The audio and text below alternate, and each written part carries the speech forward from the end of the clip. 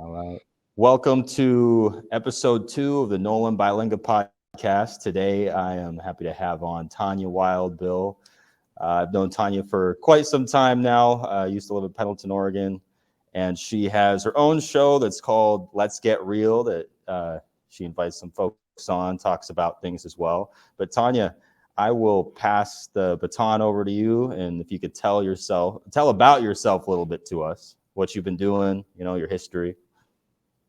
Absolutely. Well, first of all, I want to thank Nolan. He actually coached my daughter. So I just want to say Nolan is an amazing human being with a spirit and a fire that can help change and shift and grow humanity. So thank you for having me on your show, Nolan. You're an amazing human being. Of course, I'm happy to have you on here. Yeah. So for those of you watching, thanks for jumping on. Whenever that moment comes, you're welcome to message me with any questions after you see this interview. Tania Wildbill, Tania Wildbill on Messenger. Feel free to reach me. I wanted to share, I'm from New York City. I have a master's in journalism from Columbia University. I spent 29 years on the Umatilla Indian Reservation. I have 2 daughters who are enrolled tribal members with the Confederated Tribes of the Umatilla Indian Reservation. And our oldest daughter is now on a full ride Martin Luther King scholarship back in my hometown of New York City at NYU. And my other daughter is looking at moving back to New York City too. So the circle of life, right? We never know where the journey's going to go. Mm-hmm. My intention I'm so thankful for this platform. Are you okay if I just go for it and kind of share my vision and why I came on today? Oh, yeah. Just to give a little bit of background, Tania was running for state senate in District 29, right? Yes. It was state senate District 29 here in Oregon. And she's got a lot of experiences that she's had and some insight that can help bridge the divide, if we can build bridges between people rather than dividing people. So if you'd like to expand on that. Absolutely. And I want to keep this as positive as possible to keep the bridging the divide message there. I was asked to run by the Umatilla Democratic Party for District 29, Oregon State Senate. I quickly found I was holding town halls and listening sessions in La Grande and Enterprise and Cove. And I'm so thankful to the amazing Democrats in the area who did welcome me and who opened their homes to me. And we had meaningful conversations. I quickly realized at one moment I was told how to answer a questionnaire for PAC. And I realized that I wasn't called to be part of a party anymore. And I won't get into details of story.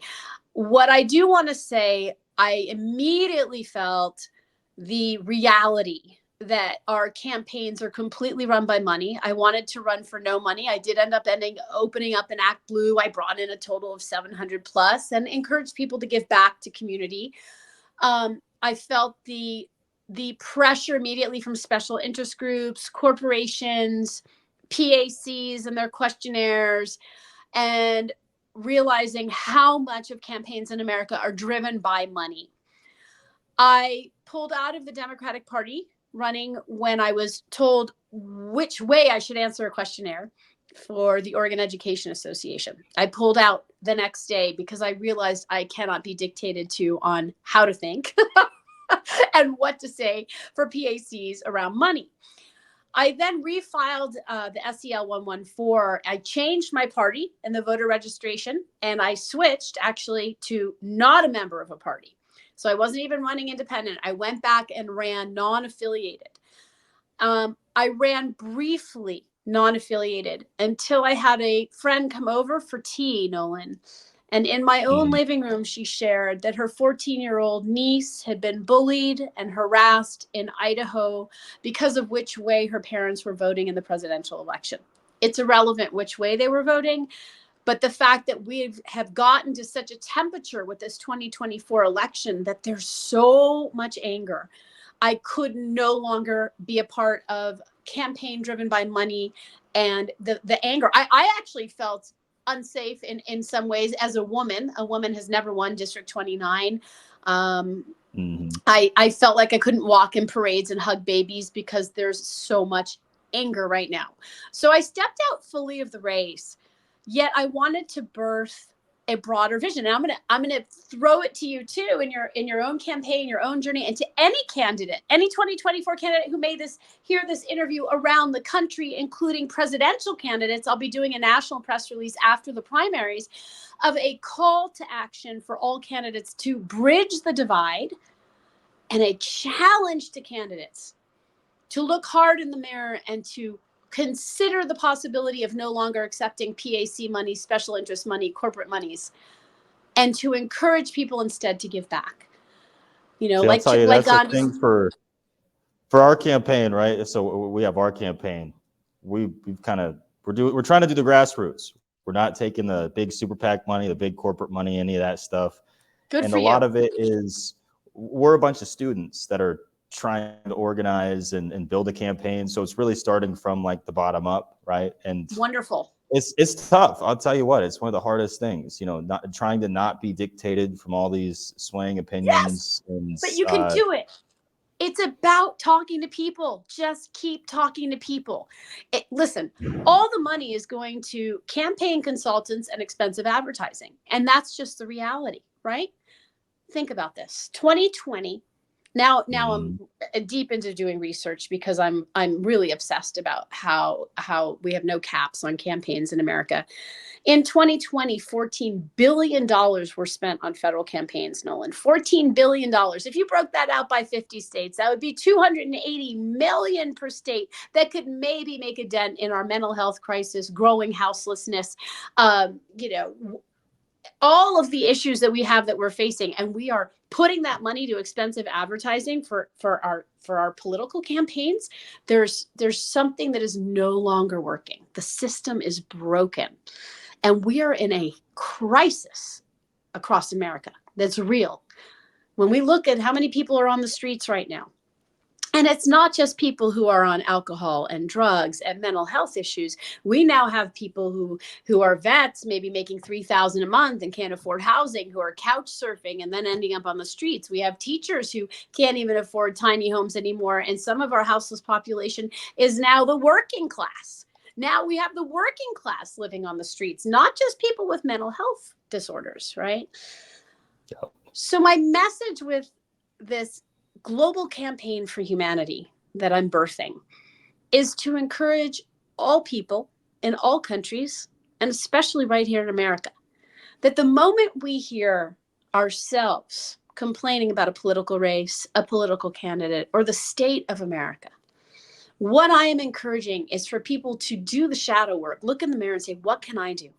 Like Gandhi said, be the change. John F. Kennedy, not what my country can do for me, but what can I do for my country? So if that means emptying a senior citizen's cart at Walmart, if that means bringing a bag of dog food to your local animal shelter, if that means volunteering an hour a week serving homeless people at Salvation Army food, if you're a mental health provider, maybe that means you do 1 free hour a week of giving back at a local mental health center that may not have the funding they need for mental health providers. If you're an exercise instructor, I'm a yoga instructor, so I do 1 free hour of yoga a week at the community high school on the Umatilla Indian Reservation as my way to walk my talk and give back. Maybe do a free exercise class if you're a certified instructor, or go coach out of volunteerism if you were an athlete. What is it that we can do as human beings to create the shift? And if campaigns in 2024 can flip the script, move the chair to the message that people have the power to create the change in their community, like you're doing with grassroots and not accepting large PAC monies, if we can come back to individuals recognizing that they are the change. Our government can't be the solution anymore. It can't be, we have a shortfall, we have a deficit. But as human beings, we can move the chair and create change. We can start to help, out the communities and people that are around us, on a local level and, a big level as well. That's a big thing, and it reminds me of something when I was in track and field. We'd always say, why not you? Like, what makes it to where you can't make a difference? Why can't you make a difference in the team, in the community or anywhere in general? And I think that's an important message. is empowering people to be able to be part of it themselves. Yes, yes. And a big part of me stepping out of running for state senate is I feel that I can bring a bigger message of giving back. Also, when you're running for office, you can't be tied to nonprofits. In my message with Global, although you can encourage people to match your donation or give back, not on behalf of Friends of Tania Wildbill, but just because your message is please go give back to a local nonprofit. So my message with the Global Campaign for Humanity is for all of us, all citizens, everywhere in the world, everywhere in America, every state, county, city, town, wherever we are, Indian reservation. Ask ourselves, where can I volunteer back in my community, even if it's an hour a week? And where can I fiscally donate my funding to a local nonprofit that's providing meaningful resources in my community? Nonprofits are always struggling for ongoing grant funding. Imagine these donors who are giving huge amounts of money to campaigns. If they were able to give that to a local nonprofit to increase, enhance, and expand upon existing programmatic services locally, all of that money that was going to campaigns could create grassroots social change in the most meaningful way. And I'm going to throw the challenge to you, Nolan. How amazing if we could see a candidate win for U.S. Congress on a campaign that's not based on money. Do the minimum, do as many of these interviews as you can, and win because you grew human connection. Campaigns in America should be about talking to people, not talking to people wondering if they're going to donate $5 to $100 to your campaign. That's what's happening. Is all our candidates go to Getting people fundraisers, part of like a bigger picture, and people part of participating themselves and being the change and be able. There's an article that came out.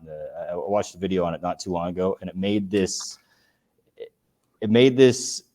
connection where they were arguing that it's more moral to donate money towards charities and things like that than it is not to. And I think that's important is trying to get people to go in that direction and invest in their communities. Absolutely. And you get a tax write-off. If you donate to a nonprofit, you help create meaningful change right where you're working. Of course, you have to make sure it's a nonprofit that's being active and truly providing the services that are needed. Nolan, I wanted to ask you if I could share a couple of important takeaways that I learned in the process of holding town halls and listening sessions while I was running for District 29 Oregon State Senate. Would that be okay? Yeah, of course. No, take it away, because I think there's a lot to learn from, especially just the community and the issues within the community, especially when you're going through Umatilla County. There are different issues than there might be coming from a place like Multnomah County that's heavily progressive or Democratic. So it's going to be a different dynamic. So I'd love to hear what you've learned from that. Yeah, and I'm so thankful for the people who showed up at my town halls. I called them town halls and listening sessions. So I took notes. I heard everybody in the circles. I held one at Cook Memorial Library in La Grande. Then I held one at the Place in Joseph. The biggest lesson I had a friend who went blind in Hawaii. And he was a Navy SEAL. And I ended up going to Hawaii for 9 weeks to help him streamline services at Tripler Hospital in Honolulu with the VA. Imagine at 50, you're driving down the road and the road goes black and your whole life changes. What I learned by being with a friend who had lost their vision that he taught me, and it was life-changing. It's going to dovetail into my next story that I learned up in the Wallowas, is that we can have the distractors. And think about this if you get elected, right? We may have the distractors. The bombs may be going off right here, right? But we better turn around and see 360 behind us, because it's what we're not seeing and what we're not hearing that's absolutely essential. So the biggest aha moment that I had, and it dovetailed into the movie Common Ground. There was a free screening at Wild Horse Resort and Casino last night. And we have, while we're talking about the livestock and the wolves, yes, we want the wolves to run free. And yes, we need the livestock for economy and food, right? But while we're while we're talking about the livestock and the wolves and this distraction, what we're missing is the growing rate of suicide in ranching and farming homes. And that was absolutely shocking to me, that wasn't being talked about. And then I went to see the movie Common Ground. Please, everybody go watch Common Ground. Nolan, watch it, because I'm going to dovetail this is critical. So especially District 29, where we're providing food to so much of the world, is a shift from industrial farming to regenerative farming. And I myself was had an Aaron Brockovich moment on the Umatilla Indian Reservation, where I went out and I videotaped pesticide spray coming onto our 7 acres of property. And you can file a Freedom of Information Act on the Wildbill property. Anybody watching this? Ironically, the spray was called fitness fungicide, and I had a yoga studio called Wellness Wave, right? So I inhaled the spray. I looked like a crazy journalist getting video of the spray. I was immediately hospitalized. I couldn't breathe. I had a cyst. I had to have emergency surgery, and I was dying from inhaling the spray. The EPA came immediately to our property, tested our property, and it came out positive because I submitted the video of the spray to the EPA in Seattle. And the EPA came out to the Wildbill property, our property, and tested positive for fitness fungicide. So it's public record. General Aviation in Pendleton, Oregon, the helicopter company, was fined by the EPA because, and many people need to learn this if you have farming wherever you are, it all depends on the label, but fitness fungicide, which is used all around District 29 and the Umatilla Indian Reservation, because a lot of the Native Americans lease the land to non-Native farmers who are using fitness fungicide.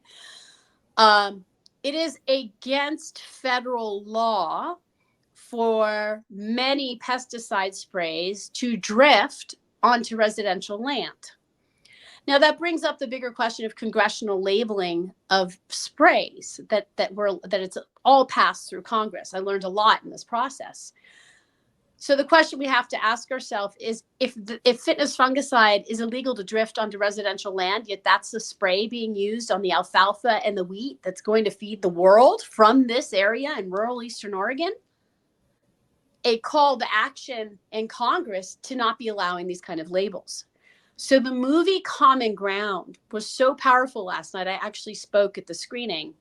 At the end, they had an interaction with Gabe, who was the farmer who actually produced it. And the story was strung out from his story. And he has ALS now because of having been around bad farming practices. I was not liked at all by local farmers. I was told that I was causing a problem by advocating for organic sprays. At the federal level, we need to advocate for increased funding from the USDA to make a transition from pesticide sprays to organic, and more importantly, a broader vision across America, because of food. Food is tied to our health crisis, right? You and I are both fitness people, right? So all of these pesticide sprays are killing America. And then what's that doing? It gets America sick. High sugar content, Monster, Red Bull, 38 grams. Harvard did a study. Cocaine addicted mice are choosing sugar over cocaine. And the FDA is approving Red Bulls, which our teenagers are drinking, with 36 grams of sugar. That's about as bad as taking a hit of cocaine, right? It's like a whole other drug, you know. Whole nother drug. That's wild. All these energy drinks, right? But back to the pesticide spray. The movie talked about the shift from industrial farming to regenerative farming. So please, anyone watching this, watch the movie Common Ground, because what's happening is, right, we're getting America sick, and then the pharmaceutical companies are staying rich because they want America sick, whether it's due to high sugar content, processed foods, high processed sugars. It's all tied to big money that's all getting proved at the congressional level. So if you get elected, I would love to come see you in Washington, D.C. and have a much bigger conversation about the absolute critical need to create a shift in the sprays and a shift to regenerative farming, because we have to have soil that's healthy. We have to have soil that's going to thrive, that's going to regenerate. And it's time for change. So my intention, my bigger message whoever's running, honor to you, because you're hunted like the wolves when you run for office. You're hunted by the special interest group. You're hunted by the PACs. You're hunted by the super PACs. You're hunted by the corporations. And it's all about money, right? It's all about money. So if you out there running can move the chair and flip the script and win a campaign, win an election based on growing, building, bridging the divide, and growing human connection, and truly listening, then expensive campaign consultants and advertising will no longer be needed in America. So I have an official call to action for all 2024 candidates, including presidential candidates, to consider stepping out of receiving money and encourage people to give back, because that's where the change is going to happen. So I think that message is more democratic. It's about people rather than it is about, propaganda and advertising and how you can spin a narrative. It's about the actual issues taking place, right? And it's about like I said, it's about people. It's about people, which means it's not even democratic. It's about people. It's not about party. It's not even about party. So here's what's amazing. I got the data in Umatilla County, and I'm non-affiliated. I will no longer join any party. I'm going to remain a non-affiliated voter the rest of my journey. I'm going to vote for the person, not for the party. So the data at Umatilla County went into the basement to the election office here in Pendleton, Oregon. If the data that I'm about to share with you is a temperature of the United States of America, then we need to be hearing this really, really, really, really closely, because not too many people are going to go into the basement of the election office and get this. I'm going to round these numbers up. In Umatilla County, 49,000 registered voters. Of the 49,000 registered voters, 8,000 Democrats, 15,000 Republicans, 22,000 registered non-affiliated voters. Pull out a motion of where anyone might be tied to a party. The data shows the breakdown of that the two-party system's no longer working. The data shows 22,000, which is approximately the combined number of Democrats and Republicans, are non-affiliated voters, which means the eagle needs to fly again. We need to bridge that divide. I keep talking about the bird needing to fly again, and that the numbers are showing this yearning and this craving for something new in America. There is, and even on a national level, they're showing that with, you got some of these third-party candidates, RFK Jr., Cornel West, but I think RFK Jr., whether you agree with him or not, whatnot, it shows that he's gotten as high as 24% in polls. That's right. He's taking from these big party candidates. Yeah, I have to say, I had messaged him, please consider me as a VP candidate. I was really, really, really honoring his message, And he is symbolic of the yearning for change in America. Again, for me, I want to just talk again briefly about this global campaign for humanity, that whoever's listening right now, ask yourself, what can you do personally to make a change? Where can you volunteer? Where's the ladies' cart you can help empty at Walmart? If we can start that simple, we're going to bridge a divide that's going to be so much bigger than any presidential campaign. It'll be a shift and awakening of consciousness in America to no longer be driven by money, but by love. It's really a campaign of love and awakening to, if somebody's hit by a car and they're bleeding on the side of the road, people aren't going to run over and say, are you Democrat, Republican, before they start helping that person? We're just going to go help that person. So when I heard that when I heard that a 14-year-old child was bullied and harassed and scared to go to school because of this temperature in America, I'm just begging everyone to stop being angry.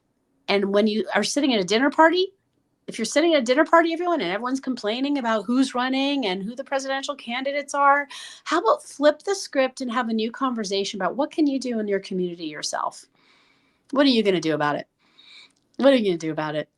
You're going to wait for Congress. You're going to wait for Congress to pass a, state legislature to pass a bill, Congress to pass a bill before we do something about it. We are in a human crisis in this country right now, Nolan, with a growing population on the streets. And this is America. Something's got to change fast, because there's right here in Pendleton in the last 6 months, growing transient population, and it's cold, and we don't have the resources. I don't know what the solution is, but I do know if everyone can begin to be kind, that might be a start. I met one man 100%. the other day. I met a man the other day, and he said he walks along the Pendleton River and he literally hands out toothbrushes and toothpaste. Hey, good oral. Your mouth is your gateway to your health. I mean, but that was another woman I met's handing umbrellas to people on the street. Those are simple actions that are a start to something. Exactly. No, if we can start with, I've had a few people going back and forth with me on Twitter, and my Twitter conversations are pretty good. I know a lot of people they're furthering divide, right? And so I'm trying to have conversation with everybody. And I love what you're doing. I love what you're doing. Exactly. That's a big thing for my campaign. And there's somebody that gave dissent. They were talking about truth and enforcing truth and everything.